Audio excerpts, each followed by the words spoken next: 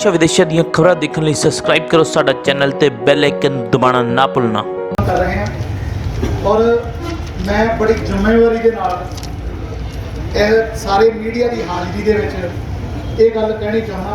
वैसे सिर्फ तुहाडी तां जानकारी देना चाहना, तुहाडे तां वो अधिकार खेतर च गल नहीं, क्योंकि तुहाडे तो उपरली पोस्ट ते आ मानयोग ADC साहब जिहड़े नगर निगम कमिश्नर भी ने, पर उन्हां दी गड्डी खड़ी है, उन्हां दी सिक्योरिटी इत्थे ही आ ते दफ्तर बंद है, दफ्तर नूं ताला लगाया। अज वर्किंग डे आ, असी 1:24 के उत्ते मीडिया की हाज़री के विच असी दिखाया कि दफ्तर नूं ताला लगा। और जिहड़े सैकटरी ने नगर निगम उन्होंने असी पुछया तो वो हथ खड़े कर गए, कहते मैनू नहीं पता, जिहड़ा दफ्तर है उन्होंने पूछो। जिहड़े जे ADC साहब कितने गए हो सकते हैं, अफसर है, कोई मीटिंग हो सकती, कोई काम हो सकता, सानू उस गल ते एतराज नहीं, लेकिन सानू इस गल ते जरूर है कि क्या वर्किंग डे दे विच सरकारी दफ्तर नूं ताला लग सकता। और जिहड़े दफ्तर दे विच उन्हां तो बाद मौजूद आ वो ये गल कह सकते हैं भी सानू नहीं इस गल का मतलब, मैनू मेरे दफ्तर की गल करो, कि वो ये गल कह सकते हैं। ये गल जिहड़ी आ ये मीडिया की हाज़री च मैं तुहानूं दस रहा, तुहाडे सामने ये गल होई। ये फगवाड़े लई बहुत ही ज़्यादा जिहड़ी आ वो शर्मनाक गल आ। फगवाड़े के लोगों की बदकिस्मती आ, बदकिस्मती आ भी SDM जिहड़े आ 5 बदल गए ते कमिश्नर साहब जिहड़े बतौर ADC डबल चार्ज आ, इन्हां नूं हुण अगली बारी असीं कांग्रेस का झंडा लिया के देना भी इत्थे ला लैण, उपर ये उत्थे ला लैण, क्योंकि काम तो उन्होंने इशारे से रबड़ की मोहर बन के कर रहे हैं। मैं दफ्तर के बाहर कह के चलिया, अगली बार आवांगे और कांग्रेस का झंडा लेके आवांगे और ये दफ्तर के बाहर ला के जावांगे और नाल बैनर तो लिख के जावांगे, तो लिख के जावांगे बैनर के उत्ते भी इस दफ्तर के अंदर सिर्फ कांग्रेसियों के काम होंगे आ, होर कोई बंदा काम की उम्मीद के विच इत्थे ना आवे। ये लिख के जावांगे, एक इत्थे फ्लैक्स बना के ला के जावांगे। एड्डी बदकिस्मती है फगवाड़े की। ਲੱਖਾਂ ਰੁਪਇਆ तनख्वाह लैण वाले अफसर जिहड़े अज मूँह लुकाउंदे फिरदे, असीं तुहाडा सत्कार करदे हां।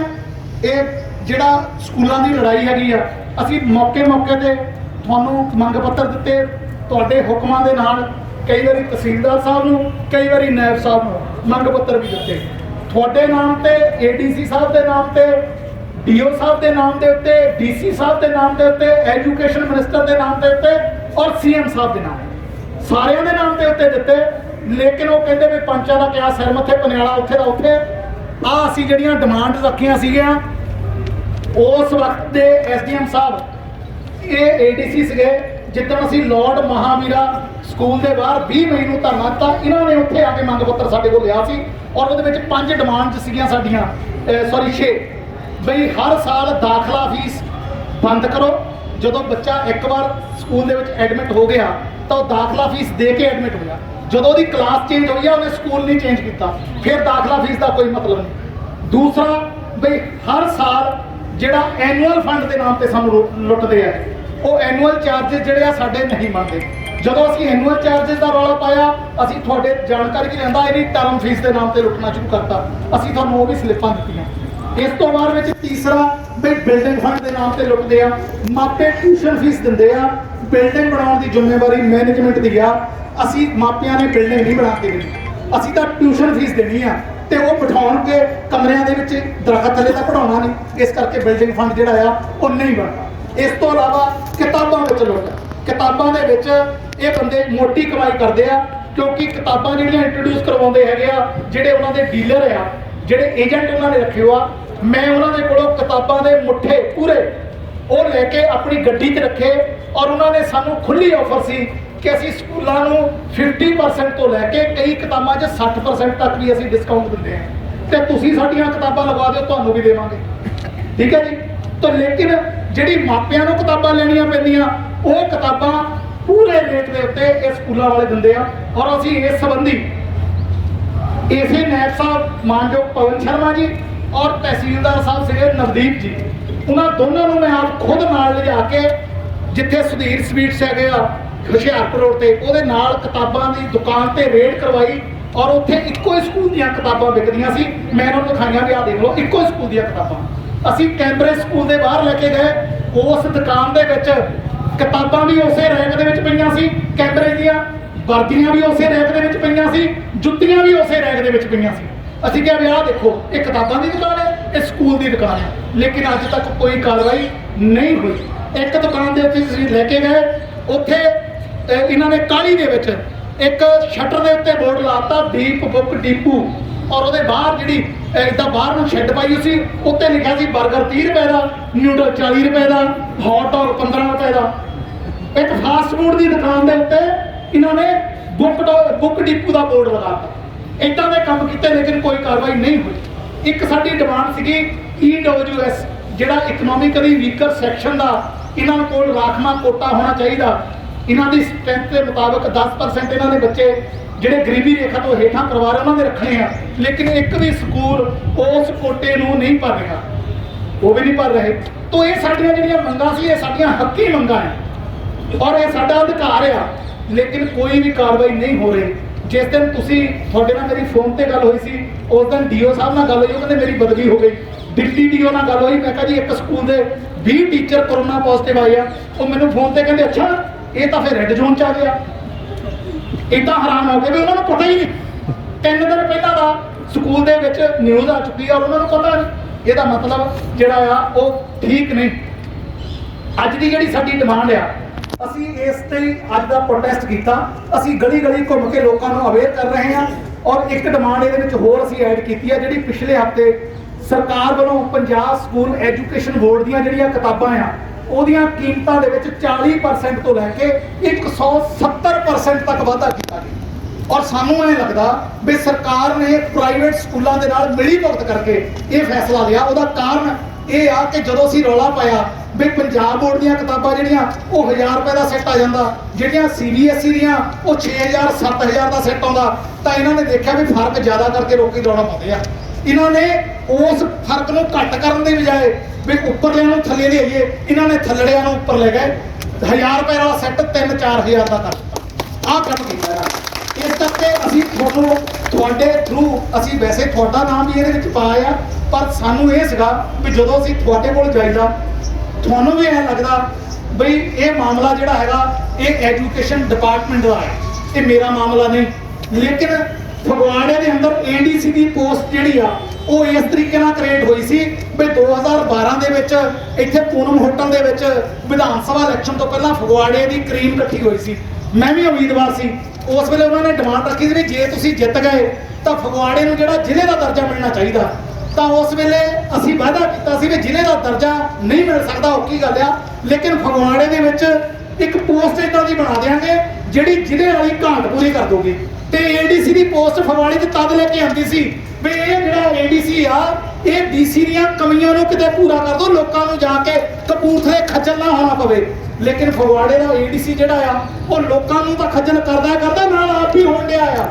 ਆਹ ਦੇਖ ਲਓ ਗੱਡੀ ਖੜੀ ਆ ਆਪ ਉਹਨਾਂ ਕੇ ਰੋਕ ਕੇ ਬੈਠਾ।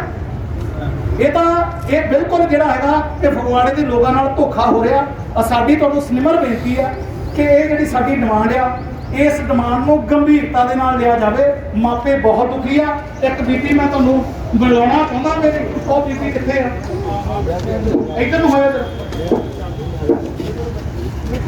ਇੱਧਰ ਨੂੰ ਥੋੜਾ ਇਹ ਬੀਬੀ ਨੂੰ ਅਸੀਂ ਲੈ ਕੇ ਨਹੀਂ ਆਏ। ਮੈਂ ਸਿਰਫ ਮੱਲਿਆਂ 'ਚ ਮੀਟਿੰਗ ਕਰਨ ਗਿਆ ਤੇ ਉਦੋਂ ਮੇਰੀ ਫਰੈਂਡ ਸੀ। ਇਹਦੇ 2 ਪੋਤੀਆਂ ਪੋਤੇ ਜਿਹੜੇ ਆ ਉਹ ਸਕੂਲ 'ਚ ਪੜ੍ਹਦੇ SD ਮਾਡਲ 'ਚ। ਇਹਨੂੰ ਇਹ ਗੱਲ ਕਹੀ ਗਈ ਵੀ ਜਾਂ ਤਾਂ ਫੀਸ ਜਮ੍ਹਾਂ ਕਰਵਾ ਦਿਓ, ਨਹੀਂ ਤਾਂ ਤੁਹਾਡੇ ਬੱਚੇ ਨੂੰ ਰੋਲ ਨੰਬਰ ਨਹੀਂ ਮਿਲਣਾ। ਇਹ ਗੱਲ ਵੀਰਵਾਰ ਦੀ ਆ, ਸ਼ੁੱਕਰਵਾਰ ਦੀ। ਅਸੀਂ ਆਪ ਨਾਲ ਜਾ ਕੇ ਇਹਨਾਂ ਦੇ ਬੱਚਿਆਂ ਨੂੰ ਰੋਲ ਨੰਬਰ ਤਾਂ ਦਵਾਏ ਆ, ਲੇਕਿਨ ਜਿੰਨਾ ਇਹਨਾਂ ਨੂੰ ਹਰਾਸ ਕੀਤਾ ਗਿਆ। ਆ ਬੀਬੀ ਦਾ ਚਿਹਰਾ ਦੇਖੋ, ਇਹ ਬੀਬੀ ਰਿਕਸ਼ੇ ਦੇ ਵਿੱਚ ਆਈ ਆ ਹੁਣ। ਮਤਲਬ ਤੁਹਾਨੂੰ ਇਹ ਨਾ ਲੱਗੇ ਵੀ ਜਰਨੈਲ ਉੱਤੇ ਰੌਲਾ ਹੀ ਪਾਈ ਜਾਂਦਾ। ਤੇ ਮਾਪੇ ਦੁਖੀ ਆ।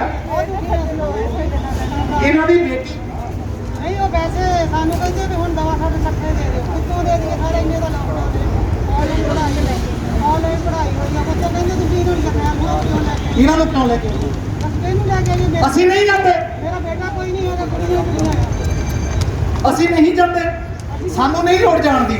ਤੁਸੀਂ ਜਾਓ, ਅਸੀਂ ਪੂਰਾ ਪੁੱਛੋ ਇਹਨਾਂ ਨੂੰ। ਕੰਮ ਕਰ ਸਕਦੇ ਹਾਂ। ਜਿਹੜੀ ਆ ਟਰਮ ਫੀਸ ਵਾਲੀ ਹੁਣ ਇੱਕ ਨਵਾਂ ਸਕੂਲ ਦਾ ਸਲੂਫਾ ਆਇਆ। ਆ ਮੇਰੇ ਕੋਲ ਇੱਕ ਸਲਿੱਪ ਪਈ ਆ। ਇਹ BCSE ਸਕੂਲ ਹੈ ਜੀ, BCS ਸਕੂਲ BCS ਸਕੂਲ ਆ। ਇਹ 7th ਕਲਾਸ ਦਾ ਬੱਚਾ ਆ ਜੀ। ਆ 7th ਕਲਾਸ ਲਿਖਿਆ ਮੇਰੇ ਕੋਲ, ਫਟ ਗਈ ਪਰਚੀ। ਇਹ ਮਾਪਿਆਂ ਨੂੰ ਉਹਨਾਂ ਨੇ ਸਲਿੱਪ ਬਣਾ ਕੇ ਦਿੱਤੀ ਆ ਵੀ ਆਹ ਪੈਸੇ ਦਿਓ ਤਾਂ ਤੁਹਾਡਾ ਬੱਚਾ ਜਿਹੜਾ ਅੱਗੇ ਕਲਾਸ ਦੇ ਵਿੱਚ ਪੜਾਉਣਾ। ਔਰ ਇਹਦੇ ਵਿੱਚ ਐਡਮਿਸ਼ਨ ਚਾਰजेस ਉਹਨਾਂ ਨੇ ਲਿਖਿਆ 3700 ਰੁਪਈਆ, ਜਦ ਕਿ ਉਹਨੇ 6th ਕਲਾਸ ਪਾਸ ਕੀਤੀ ਹੈ। 7th ਦੇ ਵਿੱਚ ਹੋਇਆ, ਸਕੂਲ ਨਹੀਂ ਬਦਲਿਆ। 3700 ਰੁਪਈਆ। ਔਰ ਇਹਦੇ ਵਿੱਚ ਆ ਸਪੈਸ਼ਲ ਚਾਰजेस ਕੋਈ ਹੈਗੇ ਆ 310 ਰੁਪਏ, ਟਿਊਸ਼ਨ ਫੀਸ 1120 ਰੁਪਏ, ਕੰਪਿਊਟਰ ਚਾਰजेस 100 ਰੁਪਈਆ। ਸਕੂਲ ਨਹੀਂ ਖੁੱਲ ਰਿਹਾ, ਕੰਪਿਊਟਰ ਕੋਈ ਨਹੀਂ ਪੜ੍ਹਾ ਰਿਹਾ, 100 ਰੁਪਈਆ ਕੰਪਿਊਟਰ ਚਾਰजेस। ਔਰ ਉਸ ਤੋਂ ਬਾਅਦ ਇੱਕ ਸਾਇੰਸ ਫੀਸ। ਹੁਣ ਸਾਇੰਸ ਫੀਸ ਕਿਹੜੀ ਆ? 50 ਰੁਪਏ। ਸਾਇੰਸ ਫੀਸ ਸਾਨੂੰ ਨਹੀਂ ਸਮਝ ਆਈ ਵੀ ਕਿਹੜਾ ਉਹਨਾਂ ਨੇ ਗ੍ਰਹਿ ਦੇ ਉੱਤੇ ਜਾ ਕੇ ਪੜ੍ਹਾਈ ਕਰਾਉਣੀ ਆ ਸਾਇੰਸ ਦੀ। ਆਹ ਦੇਖੋ, ਆਹ ਪਰਚੀ ਹੈ। ਹੁਣ ਦੱਸੋ ਇਹਨਾਂ ਦਾ ਕੀ ਕਰੀਏ?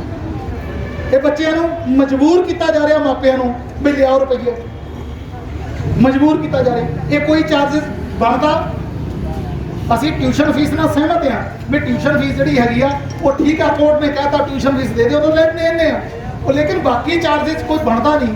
ਇਸ ਕਰਕੇ ਤੁਹਾਨੂੰ ਸਾਡੀ ਸਿਨੇਮਰ ਬੇਨਤੀ ਹੈ ਕਿ ਅਸੀਂ ਬਹੁਤ ਪਰੇਸ਼ਾਨ ਹਾਂ। ਅਸੀਂ ਦੋਹਰੀ ਮਾਰ ਚੱਲ ਰਹੇ ਹਾਂ, ਇੱਕ ਪ੍ਰਾਈਵੇਟ ਸਕੂਲਾਂ ਦੀ, ਦੂਸਰੀ ਪ੍ਰਸ਼ਾਸਨਿਕ ਅਧਿਕਾਰੀਆਂ ਦੀ। ਇੱਦਾਂ ਦਿਆਂ ਦੀ ਜਿਹੜੇ ਆਪਣੇ ਬੰਦਿਆਂ ਕੋਲੋਂ ਜਿੰਦੇ ਲਵਾ ਕੇ ਦਫ਼ਤਰਾਂ ਨੂੰ ਇਸ ਵੇਲੇ ਪਤਾ ਨਹੀਂ ਕਿੱਥੇ ਗਏ। ਅਸੀਂ ਦੋਹਰੀ ਮਾਰ ਚੱਲ ਰਹੇ ਹਾਂ। ਤੋਂ ਅਸੀਂ ਤੁਹਾਨੂੰ ਬੇਨਤੀ ਕਰਦੇ ਹਾਂ, ਇੱਕ ਤਾਂ ਅਸੀਂ ਮੰਗ ਪੱਤਰ ਜਿਹੜਾ ਹੈਗਾ ਉਹ ਆਹ ਦੇਣਾ ਕਿ ਜਿਹੜਾ ਅਸੀਂ ਟਾਈਪ ਕਰਵਾ ਕੇ ਲੈ ਕੇ ਆਏ। ਸਾਨੂੰ ਨਹੀਂ ਸੀ ਪਤਾ ਵੀ ਵਰਕਿੰਗ ਡੇ ਦੇ ਵਿੱਚ ਕਮਿਸ਼ਨਰ ਸਾਹਿਬ ਦਾ ਦਫ਼ਤਰ ਨੂੰ ਜਿੰਦਾ ਲੱਗ ਸਕਦਾ ਆ।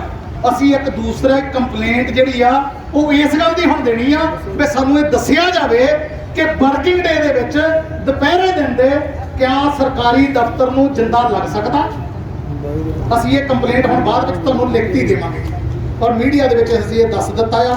ਇਸ ਚੀਜ਼ ਦਾ ਜਵਾਬ ਜਿਹੜਾ ਹੈਗਾ ਅਸੀਂ ਜ਼ਰੂਰ ਜਿਹੜਾ ਚਾਹੁੰਦੇ ਹਾਂ ਵੀ ਸਾਨੂੰ ਮਿਲੇ ਮਾਨਯੋਗ DC ਸਾਹਿਬ ਦੇ ਨਾਂ ਤੇ, ਕਿਉਂਕਿ ਤੁਹਾਡੇ ਅਧਿਕਾਰ ਖੇਤਰ 'ਚ ਵੀ DC ਸਾਹਿਬ ਇਸ ਗੱਲ ਦਾ ਜਵਾਬ ਦੇਣ ਕਿ ਉਹਦੇ ਥੱਲੇ ਜਿਹੜੇ ਬੈਠੇ ਆ ਕਿ ਉਹ ਇਸ ਦਫ਼ਤਰਾਂ ਨੂੰ ਏਦਾਂ ਜਿੰਦੇ ਲਾ ਕੇ ਆਪਣੇ ਘਰ ਦੀ ਜ਼ਗੀਰ ਬਣਾ ਕੇ ਜਿਹੜੇ ਬੈਠੇ ਆ ਵੀ ਉਹ ਕੀ ਇੱਦਾਂ ਕਰ ਸਕਦੇ ਆ।